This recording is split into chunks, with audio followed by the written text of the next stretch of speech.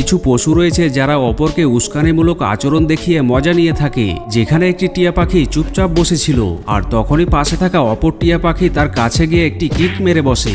তুই তো বহুত খারাপ, এটা তুই কি করলি? আর কিক মেরে সেখান থেকে দূরে সরে যায়।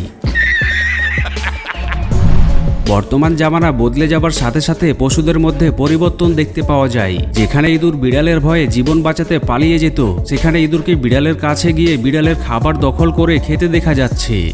এই তোরে তো দাওয়াত দেই নাই, তুই আইসে গেছিস, তোর রক্ত দাসকে আমি হোলি খেলুম। যখন দুইটি কুকুর একে অপরের সাথে লড়াই করে তখন তারা জায়গা ও সময় পরোয়া না করে ময়দানে নেমে পড়ে। আর এখানে দুইটি বাচ্চা কুকুর মুরগির ফার্মের ভিতরে এসে লড়াই শুরু করে দেয়। পাশে থাকা মুরগিগুলো তাদের লড়াই দেখার জন্য চারিদিক ঘিরে দাঁড়িয়ে যায়। দেখে মনে হচ্ছে ফাইট ক্লাবে দুইটি কুকুর লড়াই করছে।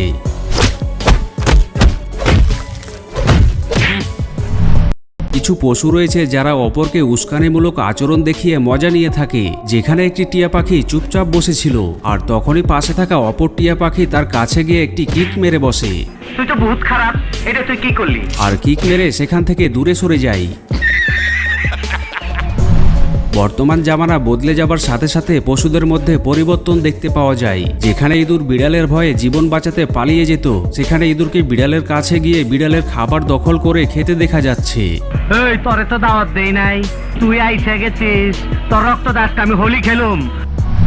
যখন দুইটি কুকুর একে অপরের সাথে লড়াই করে তখন তারা জায়গা ও সময় পরোয়া না করে ময়দানে নেমে পড়ে। আর এখানে দুইটি বাচ্চা কুকুর মুরগির ফার্মের ভিতরে এসে লড়াই শুরু করে দেয়। পাশে থাকা মুরগিগুলো তাদের লড়াই দেখার জন্য চারিদিক ঘিরে দাঁড়িয়ে যায়। দেখে মনে হচ্ছে ফাইট ক্লাবে দুইটি কুকুর লড়াই করছে।